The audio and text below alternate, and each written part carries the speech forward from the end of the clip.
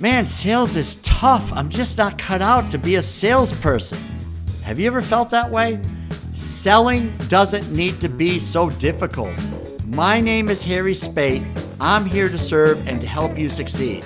Join me as we discuss sales made easy.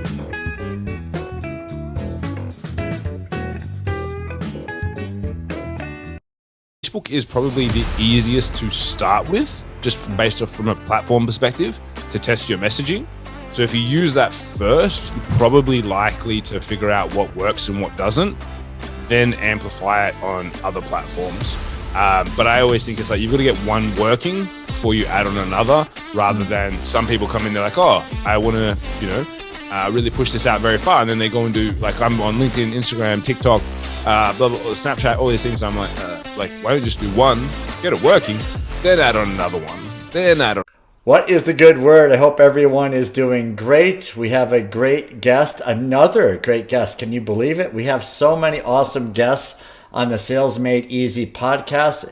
And today, flying in from Australia is a young man by the name of Kim Barrett. When I say young man, it's not like he's a kid, but he's a lot younger than I am. And when you're 112 years old, everyone's a little bit younger. So Kim is a person that helps people with social media and really the paid side of that. His business is that he is the CEO of a company that I would love to read the name right now, Your Social Voice. And I apologize for that, but hey, things happen on the Sales Made Easy podcast and we don't stress. So Kim, your name of your company is right under your name, so I could have just looked at that. Duh. Your Social Voice, the CEO. Talk to us today about social media and the paid aspect of it. I can't wait to dive in. So Kim, welcome to the Sales Made Easy podcast. Thank you so much for having me. I really appreciate it. Yeah, our time's up. I just took 17 minutes on the intro, So this is what happens. Kim is in Australia. There's a 12-hour difference from where I am on the East Coast of the United States. And I'm at a time of day where I typically don't operate super well. So Kim agreed he's going to do the heavy lifting. So Kim, talk to me about how you help businesses, who you help, and then what you do. And we can kind of dive in from there. How's that sound? Sounds perfect. So awesome. Yeah, we, as you mentioned, we help businesses get more leads, make more sales, and really grow and help more people. That's really what our big focus is to see how we can help people do that. And we work with a range of people. Our specialty, like the people that I love to help the most, are really either service-based businesses, or I would say people that are educators, coaches, mentors, where they're happy to have a phone conversation. Because for me, that's where we can make the biggest impact. Is if someone's happy to have a phone conversation and they are selling a product that's probably in excess of $500, generally we can help them dial in their marketing and really get as close to the sales hole as possible. For me, I always like to think of marketing and sales. The best analogy I've seen is like golf, where it's like, great, if we can get your drive perfect, which is what we would do in the marketing, so that you can get as close to the hole as possible, then your short game is all the sales aspect. But if we can really help you get onto the green maybe in one or two shots, then happy days from our side of things.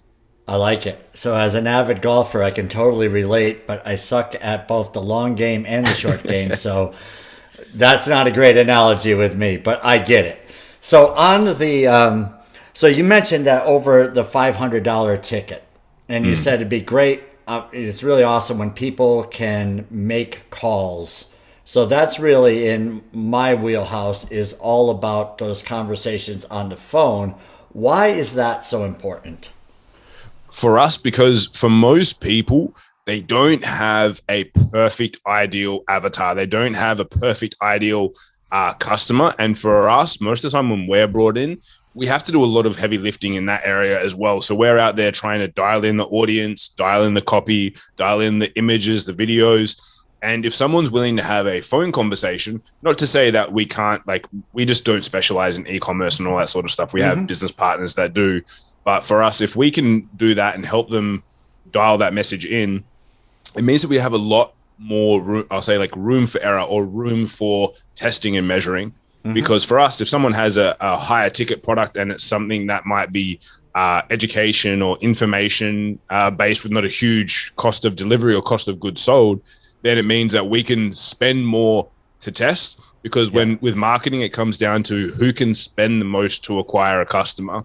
And if we can do that, we can outspend and out test and out measure the competition. That's what our goal is to be able to work with as much as possible versus going, well, we need to get a lead for less than $4 to make it profitable. Well, it's like, well, if we have clients where they can spend 30, 40, $50, it means we can do a lot more testing, a lot more measuring, and be a lot more creative, and ideally attract much more people than anyone else. Yeah, wow, that's interesting. So a couple of things there. You mentioned $4 and then $30 to $50. Are those real numbers or are those like examples of extreme examples? I mean, you can get leads at both those costs. But for Mm-hmm. me, as I said, it's if you're trying to get, and the way that Facebook measures everything is based off of a metric called CPM, or cost per impression. Mm-hmm. Because a lot of people, they go on and they set up their first Facebook ad or Instagram ad, and they're like, oh, I've paid Facebook money, but I haven't got any leads. I thought I was paying for leads. I thought I was paying, I set up a lead ad and I wanted to get leads come in. And it's like, well, yes, but you pay per impression. Same as if you have a billboard, a TV ad, a radio ad, is based upon how many people are viewing that at any one point in time. So if you run an ad on Facebook, it's going to have that cost. But the metrics have gone up so much higher, so astronomically higher these days versus the good old days of like 5-6 years ago when we were running Facebook ads where everything was really cheap. That if your goal is to get something for sub $5 as a lead, it means that it has to be really, really, really, really dialed in, which it can get to over time, but it's much harder to do from the get-go versus if you have wiggle room.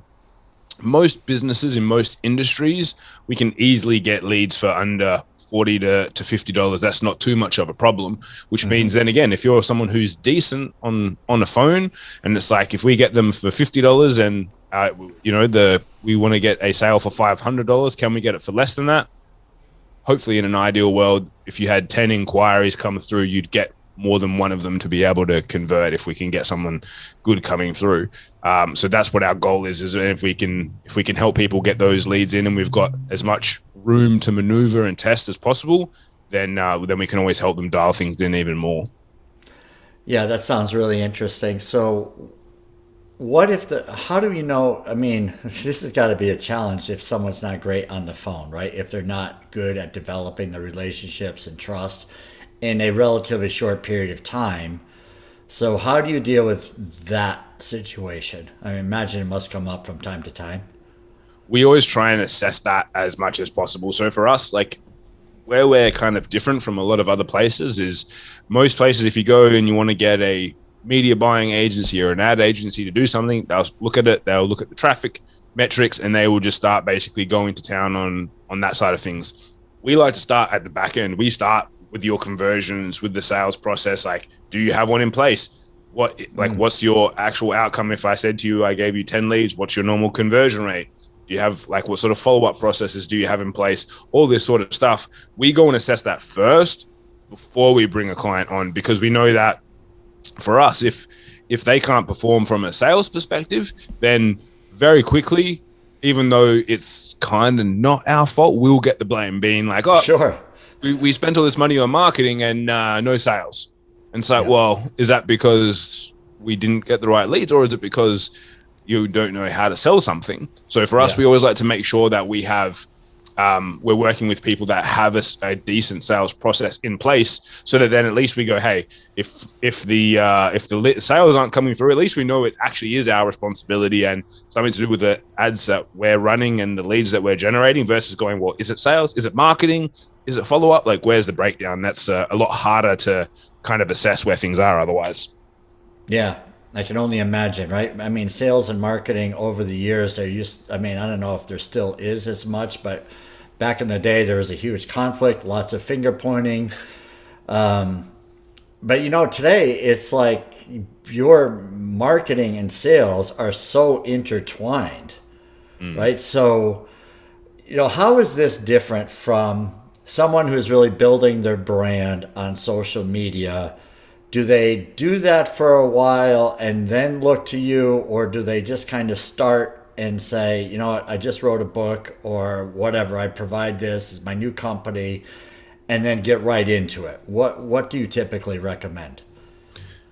Depends on what they have more of, time or money. Because I always say it's like you've got to spend one of those. So it's like you're either going to be spending time or you're going to be spending money. Which one do you have an abundance of?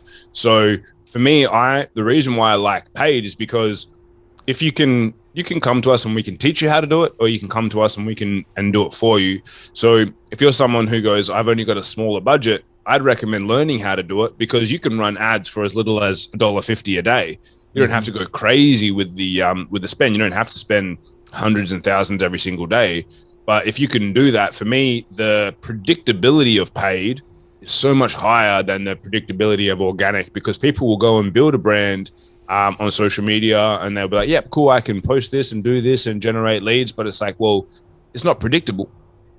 It's too hard. Like, you can't build predictability into growing a business from that perspective, because what happens if that day something happens to your Facebook page, or you can't post, or you're sick, you catch a cold, or you hurt yourself and you can't go and do that post today, versus going, well, if you have a well-oiled advertising machine that just runs relatively on autopilot for you, then it's like, well, then at least you have the predictability. You know that you're still bringing people in, you're still indoctrinating people, and you're still helping them from that perspective.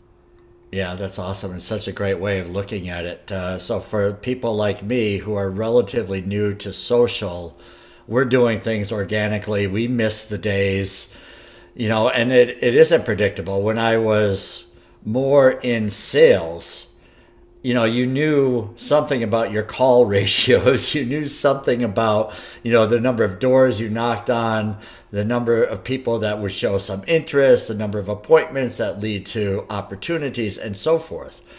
But in this world of social media, where we're just kind of throwing seeds out, so to speak, hoping that some of them sprout, it's guesswork to some degree, right? Versus you're saying, working with you, you can you start eliminating that guesswork, so to speak. Yeah, 100%. Right? It gives you a bit more predictability. So then again, when you're looking at the following months, things coming up in the future, you're like, well, what should I do in relation to this? Should I be doing? Should I be bringing on an assistant? Should I be bringing on another salesperson? Do I need to optimize my delivery? Too hard to do when you don't have that predictability. When you do have it, then it's like, great, I know that on average I get this many inquiries per day, this many per week, this many per month. It makes it a bit easier to make a decision when you have the paid side backing you up. Yeah, nice. So what about just the non-paid side of social? Is that much use for people, or what's your thought on that? I still think it is. Like, you can still get phenomenal results with it. I know many people that have made good businesses out of mastering the organic side of things, whether it be, doing reels, doing Instagram stories, doing TikTok, whatever it might be. But for me, again, I just don't believe that you can. Me personally, my belief is that is hard work. That is so much harder than going, well, if you are good at that, why not amplify it with paid and build predictability into it?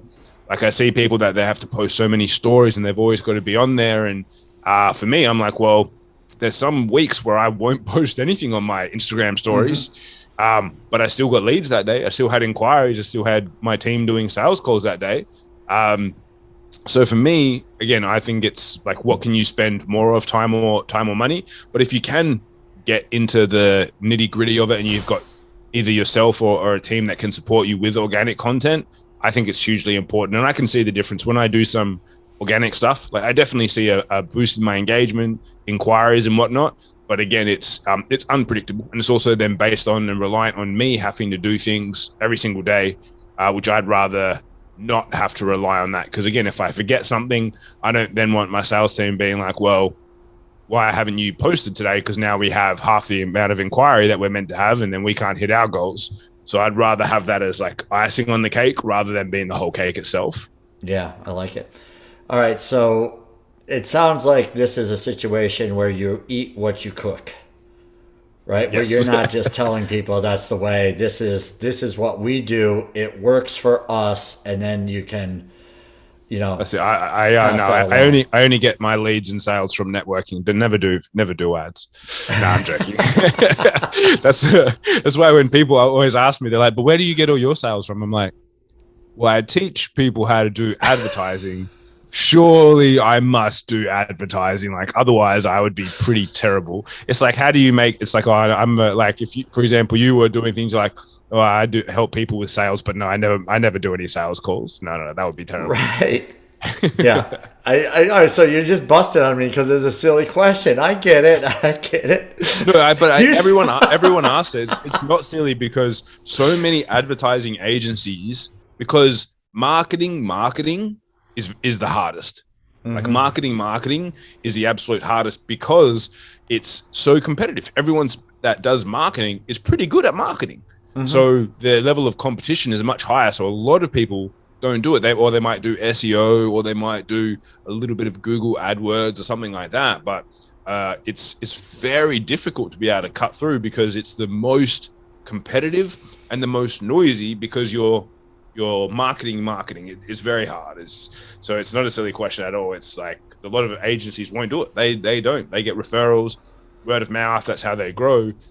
Because it's hard to differentiate in and amongst marketers and marketing. Yeah, tell me about it. So, I mean, so how do you separate yourself then from the pack? Because obviously, what you just described doesn't paint a pretty picture if someone doesn't like competition. So, what's the Okay, secret there? I What's the thrive on secret competition. sauce, man? I thrive on competition, so that's why. I mean, look, for us, the biggest differentiator is like I always call it like being the time on field. Is a lot of people that get into marketing or into Facebook ads, it's kind of like a fly by night thing where they've done it they do it for a year or two, and then it's too hard, and then they change. It's like we've been doing this now for 8 years as a company, and I've been doing like online marketing for like 16 years myself. Yeah. Wow. So we have the time on the field, and then we know like what are the key points that we should be focusing on, which is how do we identify our uniqueness. Like there's a whole, the Bible of advertising is a book called Breakthrough Advertising by a guy called Eugene Schwartz. I've got one of his books up here behind me. Okay. And in that book, it goes through and it says like, if your market is at this level, it literally will tell you how to differentiate yourself, which the biggest thing is a unique mechanism, like a unique process and way to be able to differentiate yourself from the market. And so everything that we do is systemized, processized, and we have literal like unique mechanisms for all the avenues that we do and that we take. And that's how we kind of differentiate ourselves, not only from the amount of time that we spent in the marketplace, but also from the processes that we have are all unique to us, and no one else can really replicate that. Oh, okay. Awesome. What about bots? And I mean, is that part of the business? I mean, is it still Depends is on it what sort of bot you. authentic? Is it genuine? Yeah. I mean, so what does it all that mean for those of us who are not great with understanding what bots are? So, I mean, because there's a few things that get lumped into the same category, because there are bots, which are, so a bot by definition is really a piece of automation. Okay. So now you can, if you message a Facebook page or an Instagram page and you get an immediate reply, that's a bot. So, Yeah. but what most people, when they are referring to bots when it comes to social media, is really the bad side of bots, which is like where it's automatic comments on posts or automatic engagement on posts and things like that, which are artificial, which the platforms do not like. The automation from a response side inside of Messenger, once someone's taken an action, that is supported, but the automatic use of like people liking posts and commenting on posts by bots is frowned upon, and you'll find that your account reach will dramatically go down. And sometimes it's hard because people that will try and sell you services that do bots will put bots on you. Like I've had someone that they thought I wanted to buy bots from them. I didn't. And then they put them on my profile. And so I started getting these likes and engagement on my thing. And I was like, hang on, this doesn't look right. So I went and looked at it all, and I had all these fake comments on things, and I was like, oh no. And literally within a week, my engagement organically dropped through the floor because unless you keep doing it, Instagram doesn't support or like you using bots. So I literally had my Instagram account basically like not rendered useless, but my reach was like has been dramatically dropped because someone went and did this on my profile. So yeah, I am a huge advocate of not using them, never using them, and it's but it's annoying because people can, if they wanted to, go and put them on your profile, which would then look good for a week and then hinder your reach, which is painful. So does the connect and pitch, is that a bot typically? Whereas you accept someone's connection request on LinkedIn and immediately you get a response that says, I generate leads for people like you or whatever. Let's say, here's my Calendly link or whatever. Right. And that can be a bot. Yeah. That can be a bot. There's a lot of services though that do like they'll have a team member. So it is an actual person like supporting your profile.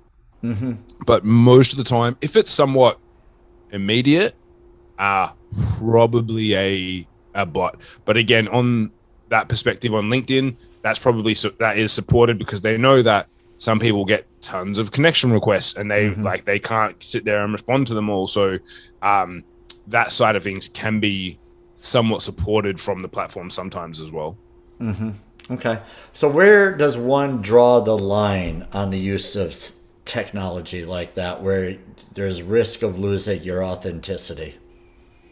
I personally think you shouldn't use it on your profile unless it's something that you, for some reason, you want to do it all the time. And you go, hey, I just want to like to look like I'm doing phenomenally well with all this engagement. Then like, you got to play your own game. If that's what you want to do, by all means. But for me personally, I think it's better to build up organically. If you're going to do the work and post organically and do all this organic work, you may as well let it grow as it does, rather than trying to manufacture anything from that perspective that's inauthentic. Awesome. So really, from what I'm understanding here, is that you want to do your own organic stuff, and then you can supplement that with the paid ads. Is that like a typical strategy or a decent strategy? Yeah, 100%. Yeah. Okay. And where do so I do sales coaching, but there's a gazillion coaches out there. Where do they typically have the most success? Do you hone in on one particular social platform over another? Or is it all Facebook? Or, I mean, I don't mean, again, I know that you do the Facebook, so I apologize for that, but what's your thought? Yeah, well, because we look at all of them, like everything is, treated equally. I always think Facebook is probably the easiest to start with, just based off from a platform perspective, to test your messaging. So if you use that first, you're probably likely to figure out what works and what doesn't, then amplify it on other platforms. But I always think it's like you've got to get one working before you add on another, rather than some people come in, they're like, oh, I want to, really push this out very far. And then they go and do, like, I'm on LinkedIn, Instagram, TikTok, blah, blah, blah, Snapchat, all these things. I'm like, why don't you just do one, get it working, then add on another one, then add on another one. Yeah. It's like betting on every horse in the race. You're going to win somewhere, or maybe not, but right. So, okay. So, I mean, is it okay to ask typically what kind of investment is needed to get started in something like this where, and I know it's 2022, so things can change, but, if someone was like curious, what kind of budget would they need to get started and test the waters here? And it's a great question. Like normally, most people, if you ask them that, their answer would be like, "How long is a piece of string?" Like that's the kind of they'll answer how long. How long is a piece of string? Right. That's what they would normally respond to that. But I believe what you should do if you're trying to figure out what your budget is you need to know what are you willing to spend to acquire a sale. Yeah. So again, we start at the end and going, what are you willing to spend to acquire a sale? Then what's your normal conversion rate? Then how many leads does that mean you need to have across and then what's the goal? Like obviously from a month perspective, how many sales you want to make, and then use that to reverse engineer what your budget would be.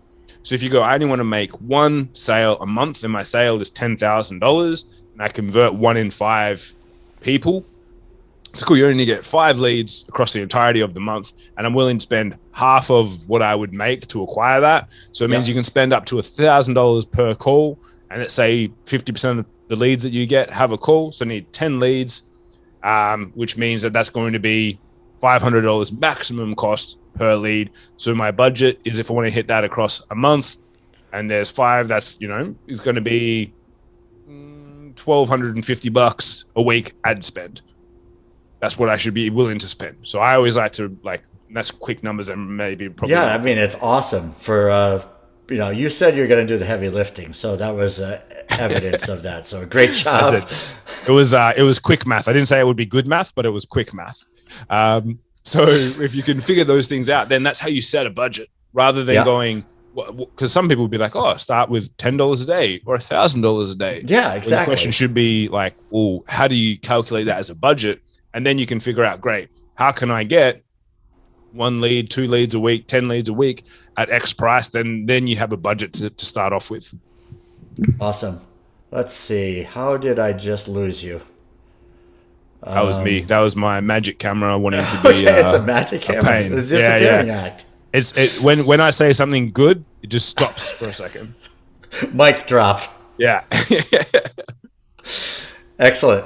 So let me ask you, I mean, can we go back in time? How did you get into doing this? What were you doing prior to social ads or Facebook ads and so forth? I'd always been kind of playing around with things online. Like I did go down the traditional route of like getting a job, working and going to university and all that sort of stuff, because I thought that's what was the way. But all along the way, I've been playing around with stuff online. My dad had always encouraged us to use computers and get to know the internet and stuff like that. So I'd always been playing around and just started testing things and seeing, what would happen. So again, back in the day of forums, before Facebook and that sort of stuff, I would jump on and chat to people about different hobbies I had, like raising fish and things like that. And one time in particular, which really kind of kicked me off down the online advertising route, was the forum that I had. They said, look, we need to raise about $40,000 in cash and sponsorships for us to be able to continue to run for the next 12 to 24 months. Because back then, server space was expensive, bandwidth was expensive. It wasn't as cheap as it is now. So I was like, all right, I'm 15 years old at the time. And I said, so why would people give us money? Just curious. And then they're like, well, we have all these people that come to our website to learn about fish stuff. There's people that sell fish, aquarium products, all this other sort of stuff. And I was like, okay. So like people want that. They're like, yep, they want to be in front of those people, have their store promoted. And I was like, great. How many people can we offer that to? And they're like, well, banner at the top has a maximum of 10 spots. That's the maximum you can put on there. I was like, great. Okay, let me go and see what I can do. So I went to the back end of the website, took a screenshot using Microsoft Paint of like the stats. Yeah. Put it into an email and started writing this email. I was like, basically like, hi, just to let you know, I'm sending this email to 50 different fish stores across Australia. I'm from this forum. This is the traffic that we have. We have 10 spots available.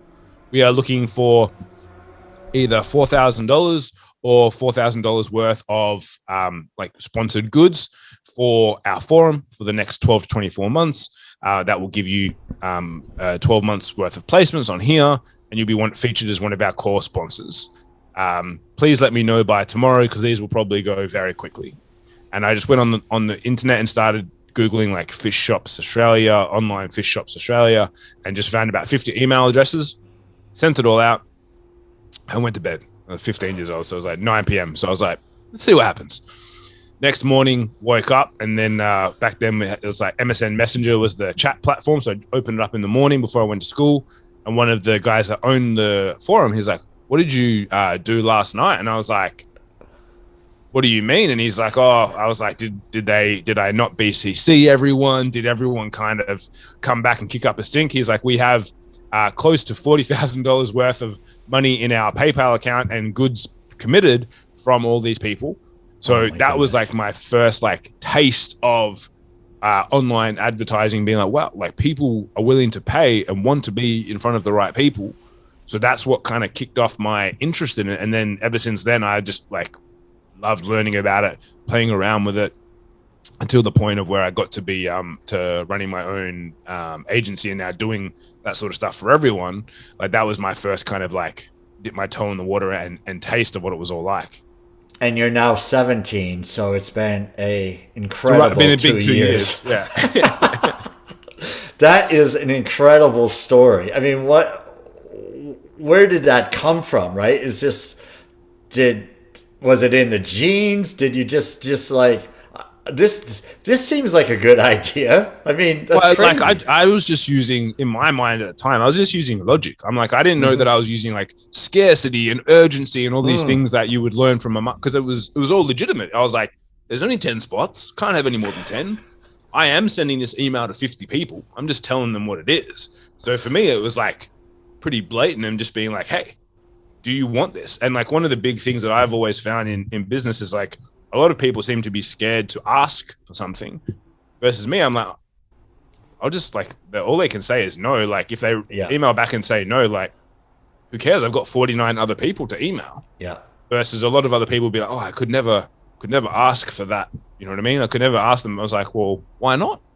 Like, I didn't have the filter that would stop me from doing that at the time. So I was like, you know, it's easy. I mean, it's different. Like if I was in person, I was like, this is an email. I was like, who cares if they say no to email? I'm not knocking on the door asking them. It's like which was much harder. I was like, I'm just sending them an email. Surely if they say no, I just delete the email. Happy days. I can't see it anymore. Yeah, that's brilliant. Are either of your parents in sales, or is this just, are you like the first generation that's gone down this path? My dad had his own business, and again, he would always just go. He's like, well, you know, what's the harm in asking? Mm-hmm. He did like product placement in shops, so he would have frozen drink machines and things like that. Yeah. If someone was there, he'd just be up and be like, oh, cool, I'll go ask them if they want one, because again, what are they going to say? Like, yeah. No? Okay, they're not going to shoot you, right? Yeah, go ask the shop next to them. Then it's like, cool, I'm going to go ask them next. I'll give you the benefit of the doubt. And so yeah, there's no harm in trying. No, there isn't. I mean, that's just a big problem with a lot of small businesses, is just being afraid of the ask. And the ask, like you said, is so simple. I mean, what's the worst that's going to happen is, you know, they're going to not open an email, or they're going to say no, or there's a chance they'll say yes. Yeah. Right. So why be paralyzed and not do anything over the fear of no? Right. 100%. Yeah, it's great stuff. What would you like to tell the audience, Kim, as far as what should they be thinking about if they're not doing, you know, the paid advertising on social media? What's your thought to kind of get them to think the right way? I mean, like the big one is that your competitors are doing something. So, you know, and they're getting in front of people. So you may as well at least have a little bit of a play and start. As I said, if you know what to do, $1.50 a day you can spend on just at least getting your brand and your business in front of people. So I would just say, if you haven't already, just consider starting. It's not yes, there's a lot of times a cost to learn the strategies, the process, and to understand how to do it. But absolute worst case, like at least spend a couple bucks a day to get your business in front of more eyes.